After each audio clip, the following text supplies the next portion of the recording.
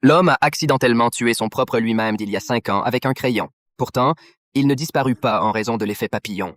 Réalisant qu'il se trouvait dans un monde parallèle, Jack plaça immédiatement le corps dans un sac plastique et l'enterra dans son jardin. Ensuite, il nettoya le sang sur le sol. Après avoir fait tout cela, il prit une douche pour effacer toute odeur, se coupa les cheveux et se rasa la barbe qu'il n'avait pas coupée depuis 5 ans. Il voulait s'établir dans ce monde. Peu après, sa femme rentra du travail, sans remarquer le moindre changement chez Jack. Cependant, leur fille remarqua que quelque chose n'allait pas. Elle dit que ce n'était pas son papa. Et en voyant la cicatrice sur le front de leur fille, la femme pensa que Jack l'avait frappée. Jack mentit en disant que c'était sa fille qui était tombée et qu'il l'avait seulement grondée parce qu'elle était en colère. Sa femme ne douta pas de ses paroles et lui dit que c'était son anniversaire samedi et qu'elle voulait qu'il lui donne son téléphone pour qu'elle puisse appeler et inviter les gens. Jack, distrait, toucha sa poche et se rendit compte que son téléphone se trouvait avec le corps dans le jardin. Il demanda à sa femme d'aller se reposer et lui promit de lui donner le téléphone dès qu'il l'aurait trouvé. Le soir, Jack creusa à l'endroit où il avait enterré le corps, mais il chercha partout sans trouver le téléphone. Le lendemain, il dut admettre que le téléphone était introuvable.